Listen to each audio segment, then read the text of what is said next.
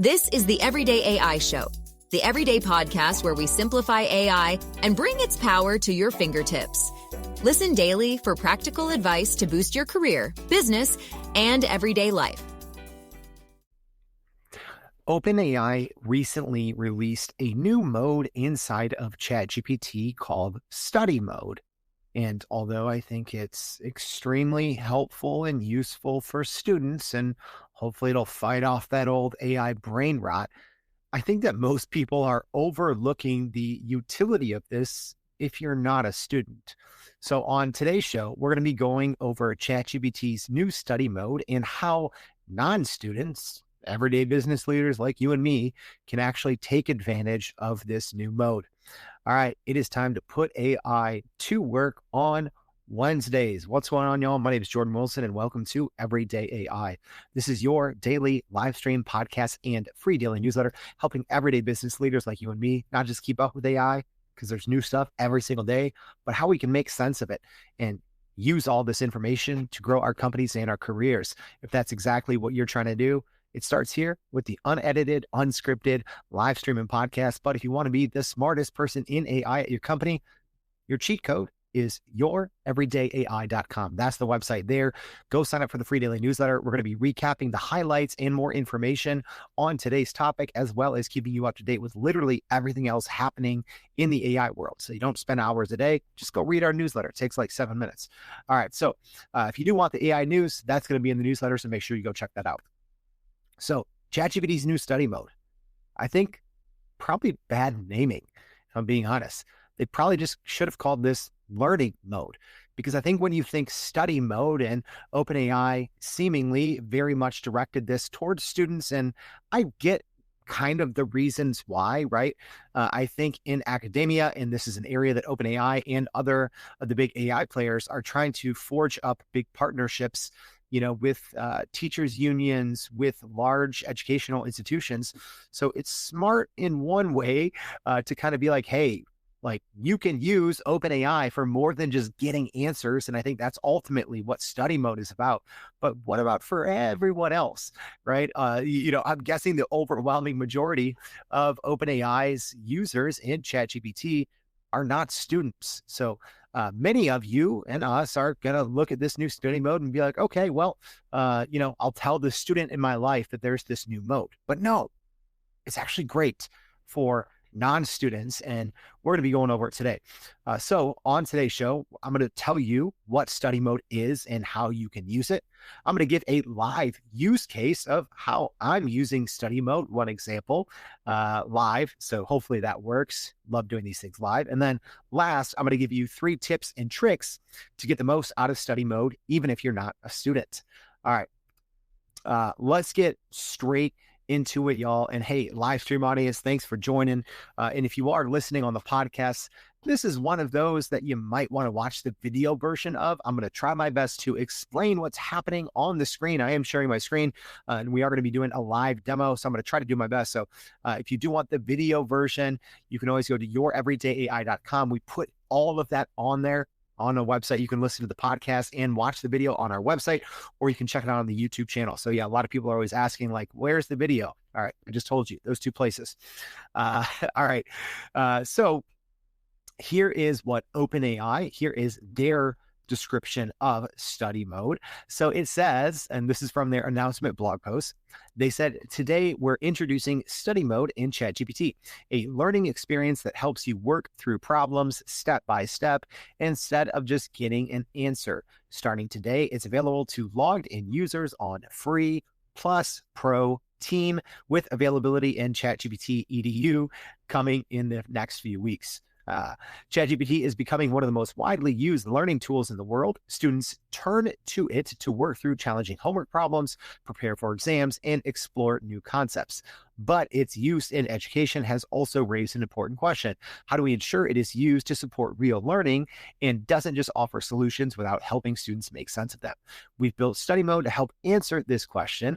When students engage with study mode, they're met with guiding questions that calibrates responses to their objective and skill level to help them build deeper understanding. Study mode is designed to be engaging and interactive and to help students learn anything, not just finish something.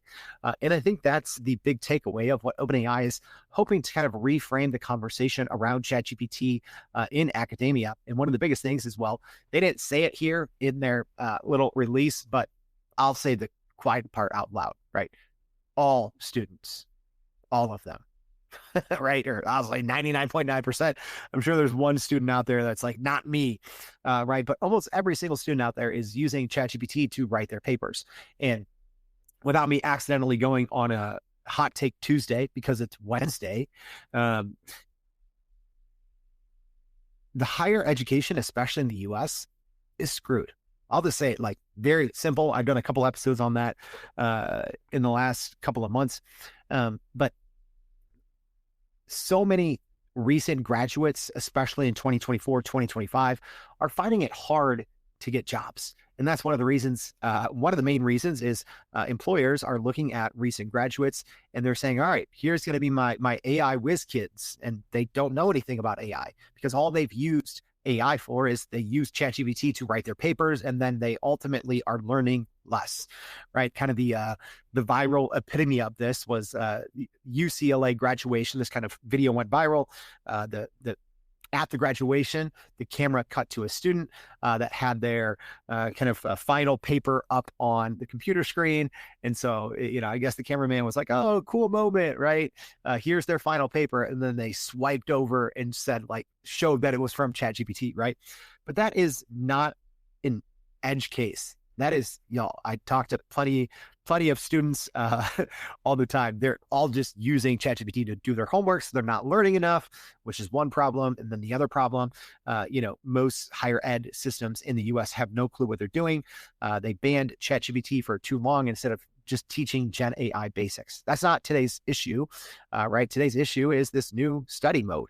All right. And yes, I did reference this twice, but this is putting AI to work on Wednesdays. This is our new Wednesday segment where I'm showing you how to use new modes, new features inside kind of large language models like ChatGPT, Gemini, Copilot, Claude, etc. So let me know if you like this new segment. So that is the quick overview of what ChatGPT's study mode is. So you'll see here, they don't really push use cases or even from a definition standpoint of non-students, which I thought was a pretty decent miss here from OpenAI. But I get it, what they're trying to do. I'm not trying to say this is, PR, but it's a little bit of PR, right? Because AI and in general has gotten a little bit of a black eye when it comes to higher learning in the US because it took it took universities 2.5 years to learn that, oh yeah, even when we try to ban, AI or, when we say you can't use it, oh, there's no way to police that, right? A lot of, universities were bamboozled into thinking AI content detectors, which were a thing, which they 100% are not, right? So, they kind of had this false sense of security for a while. And here we go, students not learning as much, right? They're just copying and pasting stuff from ChatGPT and passing their classes at a higher rate. So that's, I think, ultimately why ChatGPT and OpenAI didn't angle this toward the everyday business professional. But I'm going to tell you today how you should be using it. All right, so let's look live. And again, this is a way that I'm using AI in my kind of day-to-day, right? I'm currently not in school. I do teach, I did recently teach a course at DePaul University on AI. I'm not currently a student, but I have really enjoyed kind of study mode so far. So let's I'm going to give one example here. In live stream audience, hopefully you can see my screen. If you could let me know, that would be fantastic. I think we have it here. Like I said, podcast audience, I'm going to do my best to describe what's going on. But if you want to see the video, we are going to have that on our website. All right, so let me go to a different window here. Here we go. Okay, so I am in a normal ChatGPT window. For this, I'm using GPT-4o, although I would never really use GPT-4o. I always use O3, O3 Pro, or O4 Mini if I'm in a little bit of a hurry. All right, so all I'm doing, I'm going to do a normal chat, and I'm saying explain the difference between RAG, retrieval augmented generation, and kind of this newer term or trend called context engineering. So I'm saying explain the difference between RAG and context engineering as it pertains to large language models. Focus on 2025 info only. So right now I'm in a normal ChatGPT conversation, and I'm going to go ahead and kind of send this, and we'll see the response that we get. I'm not going to read the whole thing, but what's happening right away, ChatGPT's searching the web, and then it's giving me it says, here's a clear comparison in 2025 between retrieval augmented generation and context engineering for large language models. So it breaks down RAG. I'll just read the first part here, just so, hey, we can all learn a little bit too. So it says RAG. RAG is a technique where LLMs retrieve relevant documents from external sources, such as vector index documents, knowledge graphs, internal corpora, at inference time, then augments the generation prompt with those retrieved passages, right? A couple more bullet points, and then we go down to context engineering. So it says context engineering refers to the broader system-level design of what information a large language model receives. This includes system instructions, user history, retrieved documents from RAG, tool metadata, API outputs, memory embeddings, even sub-agent outputs. Then there's a couple more bullet points. And then there is a kind of chart here. It says relationships and key distinctions between RAG and context engineering. And then little bullet points about why it matters and a summary. Okay, so overall, this is a pretty good overview on the difference, but I can read that and maybe I'll learn it. Maybe I won't, right? There's a saying, and if I'm being honest, this is a big reason, not a big reason, but one of the reasons why I really wanted to start a podcast 3 years ago on generative AI, because I wanted to learn it at such a fundamental level.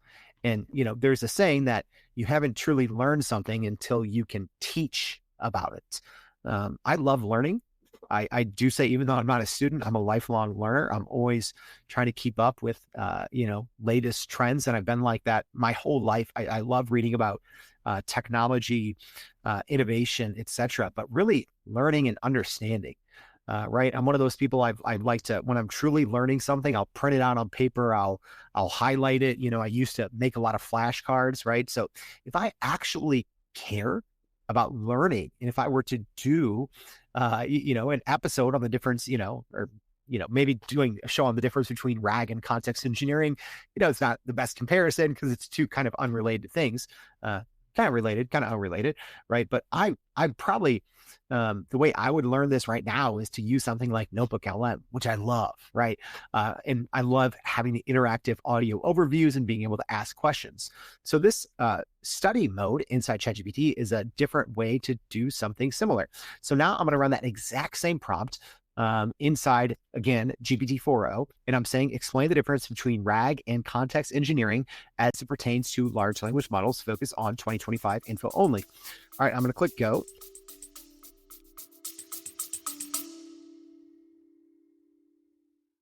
Are you still running in circles trying to figure out how to actually grow your business with AI? Maybe your company has been tinkering with large language models for a year or more, but can't really get traction to find ROI on Gen AI. Hey, this is Jordan Wilson, host of this very podcast. Companies like Adobe, Microsoft, and NVIDIA have partnered with us because they trust our expertise in educating the masses around generative AI to get ahead. And some of the most innovative companies in the country hire us to help with their AI strategy and to train hundreds of their employees on how to use Gen AI. So whether you're looking for ChatGPT training for thousands or just need help building your front-end AI strategy, you can partner with us too, just like some of the biggest companies in the world do. Go to youreverydayai.com/partner to get in contact with our team, or you can just click on the partner section of our website. We'll help you stop running in those AI circles and help get your team ahead and build a straight path to ROI on Gen AI.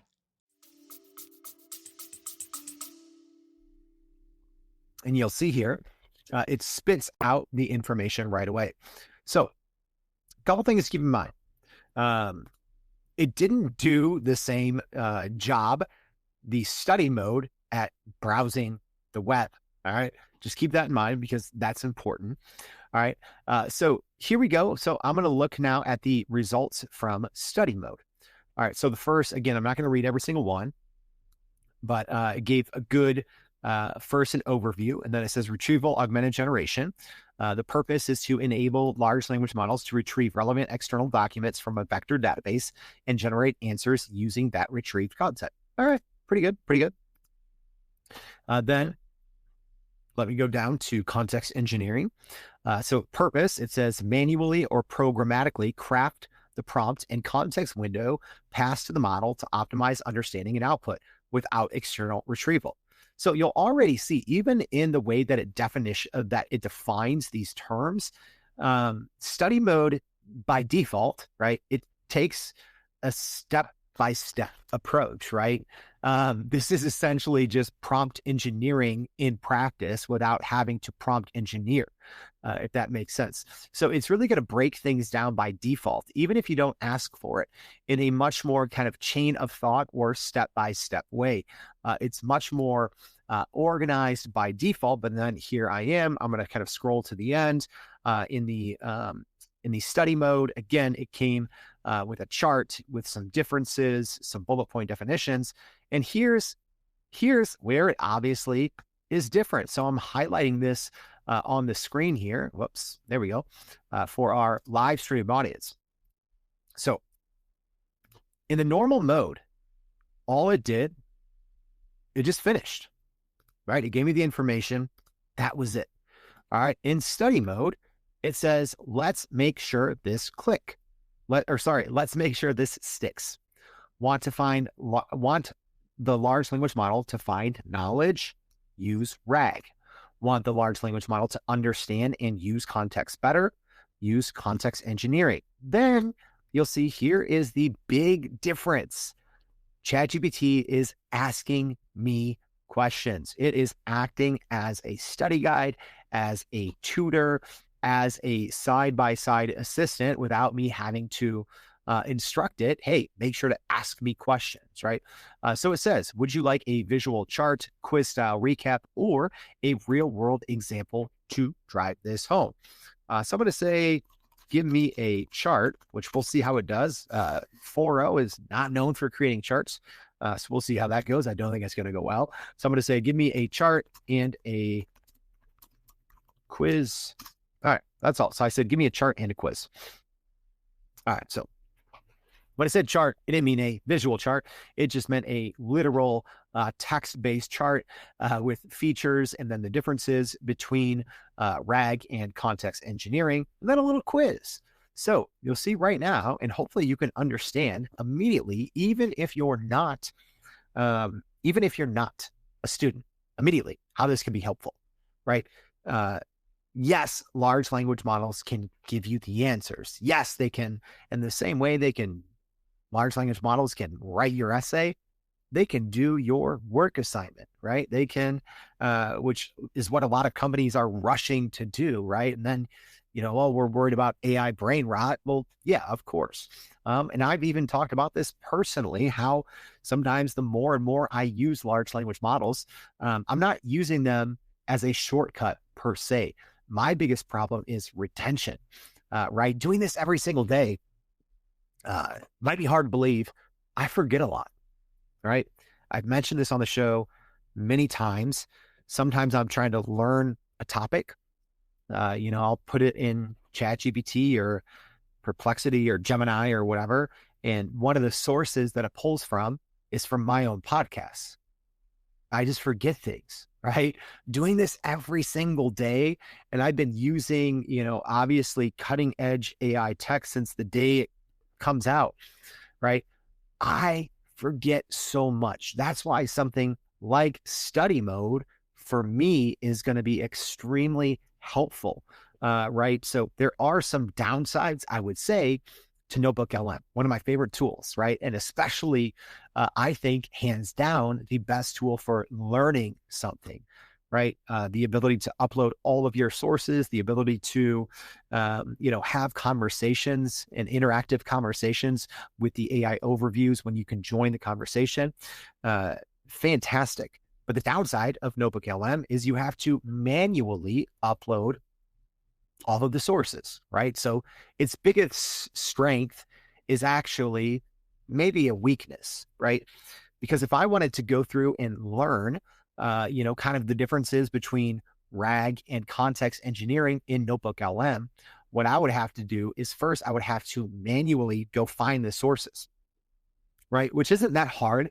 It would take a couple of minutes to get those high quality sources, but sometimes speed is everything. Sometimes I don't feel like taking 2 to 5 to 10 minutes to find all those high quality sources. So since study mode came out, for some things, it is taking the place of what I might normally be using Notebook LM for, which for me is not good. Because I love going back to Notebook LM all the time, especially now with the new updates, which we did go over. FYI, what episode was that? That was episode 578 last week. Some of the new updates where you can create multiple AI audio overviews, multiple video overviews, right? So I'm going back to Notebook LM a lot more than I was previously because you can generate multiple AI audio overviews, AI video overviews, mind maps, etc. But sometimes I don't want to have to, especially if it's a quick hitter, and I'm like, oh, I'm probably not going to reuse this a lot. That's something I would normally just use a large language model for. I would use Gemini, ChatGPT, Claude, Copilot, etc. Now I'm finding myself using study mode more because, like I said, one of my problems is knowledge retention, right? I can retain, the details and the bullet points for, a couple of days, right? But I consume so much information. This, for me, the study mode is great. So now I have a couple things on the screen here. We'll see if I get these. I don't know if I want to go through. All right, there's only 5. I didn't read anything, FYI, that it put through, but hopefully I won't completely blow this quiz, right? I know the basics of context engineering. It's kind of a newer trending term that kind of came about. So I'm going to take this quiz. So what happened here in study mode, I asked for the chart because, again, it prompted me, hey, how do you want to take this? Let's learn, right? It's pushing me to learn. It's not just handing me answers. It's helping me actually break the concept down step by step to hopefully make sure I can retain the information. But now it's quizzing me and it's responding back with the information in a new way. All right. So number 1, and hey, live stream audience, if you want to take the quiz with me, let's do it. Go ahead, put your answers in the chat. So number 1, which method would be more appropriate if you want a large language model to answer questions about 50,000 internal PDFs? I'm going to say that's 1 is A, RAG. All right. So I'm not going, I'm hitting a shift enter here. I'm going to put all my answers in at once. So 2, it says you're building an AI assistant that uses a calculator tool and needs to maintain state between user turns. What technique do you use to manage behavior and memory? So I would assume that is number 2 is context engineering.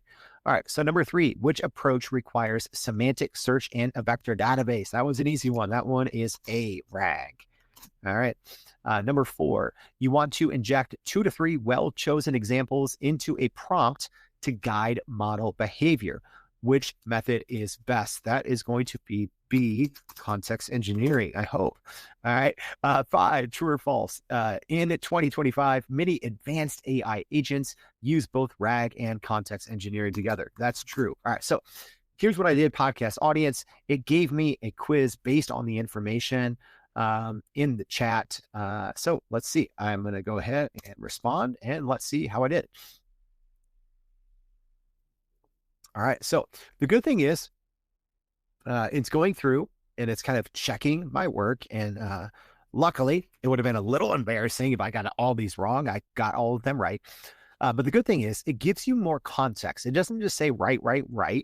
Okay. So as an example, number 1, you answered a RAG. That's correct. If you're working with a huge volume of documents like 50,000 PDFs, RAG is essential. Context engineering can't scale to that many tokens. Retrieval is the only practical way, right? So that's great. So not only is it telling you, it's number one, it's creating a quiz to make sure you retain the information. You're able to actually take the quiz, number two, and it grades it. But then it gives you additional context. And something that I didn't like skip over, but I haven't talked about yet, is how you can personalize this to you, right?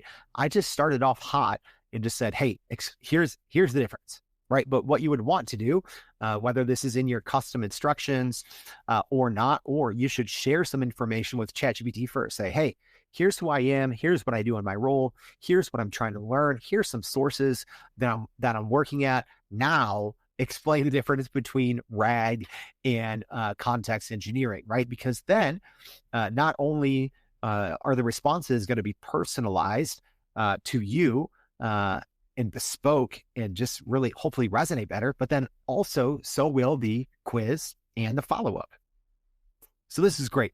Again, very simple, right? This isn't something that you're going to look at and be like, oh my gosh, I haven't seen anything like this before. Because all this ultimately is, it's prompt engineering, right? And OpenAI even did say this in their announcement post. They said all study mode is, it's custom instructions, right? So there were actually some great GPTs in the GPT store that did essentially this. And the good thing here too, right? I didn't get any of these wrong, but if I would have gotten any of them wrong, it would have, instead of just at the end of this, let's see what it said at the end. Okay, so at the end, it said, you're clearly solid on the core distinctions. Want a next challenge, like build your own RAG versus context engineering scenario, a deeper dive into tools or common mistakes in 2025, real world product examples, right? So it's still taking it to the next level. But the good thing is, if I got a couple, 2 or 3 of these wrong, it's going to immediately start building a new lesson plan for me based on the given context that I give it. In this example, in this live demo, I didn't give it any context because I'm trying to go through these kind of quickly. All right, so that's study mode at a high level. Again, if you want to see the video of this, make sure to go to youreverydayai.com. Now, these are part of my tips here. So I'll actually flip back over and then I will describe these tips. Okay. Yeah, actually, first, let's go over business use cases. All right. So a couple of business use cases. One, a simple one, market analyst, right? A rapid competitor teardown. So how many times have you been like, hey, you're in the big meeting and, your boss asks you, hey, what did our competitor do with this? And you're like, oh, I read that, but I don't remember. So what you could do is upload your competitors, annual report from last year and ask study mode to walk you through Socratic style through extracting different differentiators, a SWOT grid, and 2 positioning statements you can reuse in a pitch deck. It's a great use case, right? Interactive learning is always stickier than just reading information, right? The more that you engage and converse with knowledge, right? This is like a full new thing of having large language models, because it's like being in a room with 100 of the smartest tutors in any subject that you choose, right? If you know how to do it correctly. So just interactive learning in business is huge. All right, another business use case, a new hire orientation, kind of core values drill. So what you can do here is you can upload, so let's say you have a bunch of new hires, you can upload all your super not boring onboarding docs. Yeah, they're boring. Your company mission, your value statements, org chart, all that stuff. And then have employees use study mode and essentially quiz them, right? Until they can actually learn and retain and be able to spit back each value verbatim. So in the same way that I showed you, right, it created a quiz on, on the difference between RAG and context engineering. You can do the exact same thing with your company's data that you are onboarding new people on. All right, and my third simple use case here for sales reps, how about a catalog flashcard, right? So how many times are you just opening up a spreadsheet, looking at different SKUs, or maybe it's different regions that you serve, right? And you're just constantly having to refer back to a boring document. All right. Instead, study mode can turn those specs and price tiers into adaptive style flashcards. So you can work on those weak spots, right? If there's always certain services or things that your company sells that you are always like, oh man, I always forget that in a sales meeting. And I'm always like, oh, I'll have to follow up with the answer, right? That's happened to all of us. So use study mode and go through like I did, right? You saw that example. I got 5 out of 5 right. But let's say you do a quiz of 10 things or a quiz of 20 things. The good thing is study mode will spot trends, right? It seems like, hey, you're always getting, products from, before 2024 wrong. It seems like you're retaining all the information about your company's newest products, but it seems like you're struggling with older products or products from different regions, right? So again, it's going to be able to spot trends and weaknesses that you may not even be aware of, and you don't even have to do anything. It's autopilot, and it's going to take it over and help you become better at it without even having to do anything yourself. All right, so now let me go over 3 tips and tricks. All right, so, and I'm going to show you some of these real quick live. We're not going to drag this on, but use the O3 model. So remember what I said? Study mode is essentially just custom instructions. So what that means is you can use any model in study mode. All right, let me jump back over to ChatGPT, and I'm going to do my the original one, explain the difference between RAG and context engineering as it pertains to large language models. Focus on 2025 info only. All right, so let me go ahead. I'm going to open a new chat. I'm going to switch to the O4 model. The way you use this, I should have said this at the beginning, dang it. Right, but you need to go to your tools in ChatGPT and then just click the study and learn button. Okay, so now when I do this in O3, for the audience that was watching it do it live using the 4.0 model, which is a transformer model, versus an O3, which is a reasoning model, now you'll see it's taking its sweet time and it's doing some step-by-step research. Again, almost every single time, the thinking model is going to be much, much better than the non-thinking model, GPT 4.0, right? So it's going to take a while, but it took about a minute here, and now study mode, I have it active in the O3. I'm not going to go through and read all this because I don't want to drag this episode on, but just looking at it already, I can tell it is much better. It is much better. All right, so that is one of the tips and tricks. And then let me show you another example of that and how you might be able to use that in a different way. So model switching. All right. So what that is, it's actually a huge benefit that ChatGPT and OpenAI have that most of the other big players don't have, and they all should. You can switch models and modes inside ChatGPT and keep all the same context. So in this example, I did a deep research on this exact topic, right? So you might be saying like, okay, why would you do a deep research on this and then switch over to study mode? Well, when you do deep research, you have really granular, fine tuning control over the information that gets pulled in, right? Because number one, you can go have it pull in specific information that you want, say only use reputable sources, or only sources, in this case, maybe I only want research papers, or I only want journal articles, etc. And then research mode always asks you questions.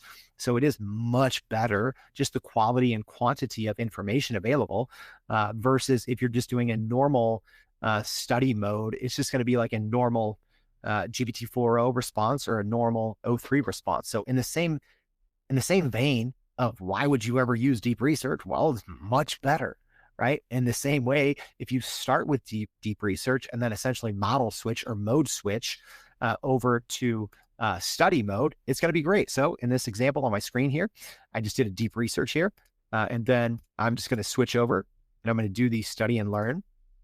And I'm going to say, use the context above only, right? So now it's going to use all of this content above that it pulled from the deep research, and it's going to go through and do the exact same thing. So in the same way that I said, number one tip and trick, you can use O3, which I think a lot of people are just overlooking that because this is simply custom instructions.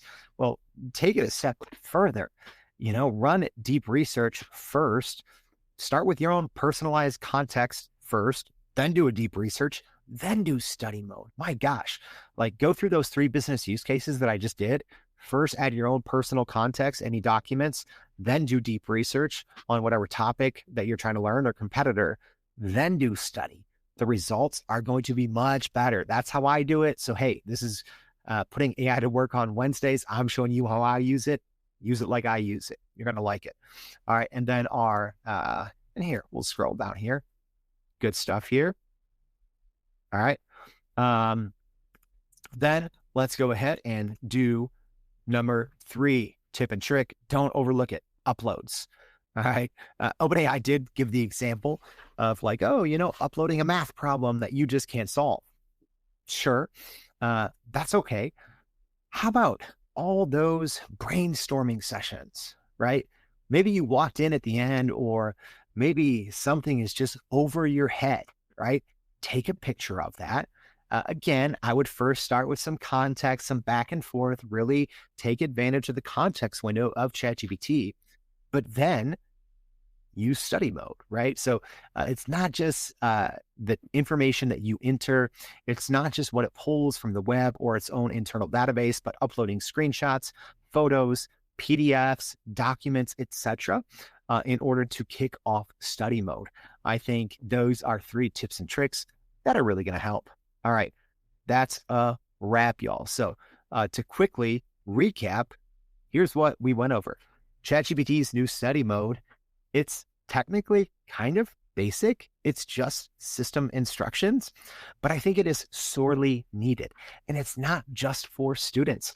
I think this is a mode that all of us should be using, right? Especially when it seems like information has become transactional, which is kind of weird, right? If you're someone mid-career, the fact that the world's most powerful information has become transactional is almost like I'm not going to say like a sad statement, but it's weird, right? The fact that I can learn personalized, conversationally, anything, it's almost unheard of. Right? To remember having to, ride my bike to the library to look at like an encyclopedia if I wanted to know something specific, right? Yeah, I aged myself there. This is huge. So being able to turn ChatGPT into a study guide to help you actually retain this mountain of information that we have at our fingertips, although on the surface, it's literally just system instructions, right? It's actually, I think, much more than that. And I think where maybe the biggest gains can be made is not students, even though OpenAI very clearly is making this for students, because I think that they want to be very educational friendly on the surface. I think this is business leaders are going to get probably a little more utility out of this, because here's the reason why, and why I think we can start turning information consumption away from being transactional via large language models and transformational, because when you can personalize it, and it's literally like having the world's 100 smartest tutors on any subject instantly, right? Whereas before, it wasn't really like that. It never really seemed like that with an AI chatbot. It just seemed like, all right, well, I asked the question, it gives me the answer, and hopefully I remember it when I need to. So I hope this episode was helpful.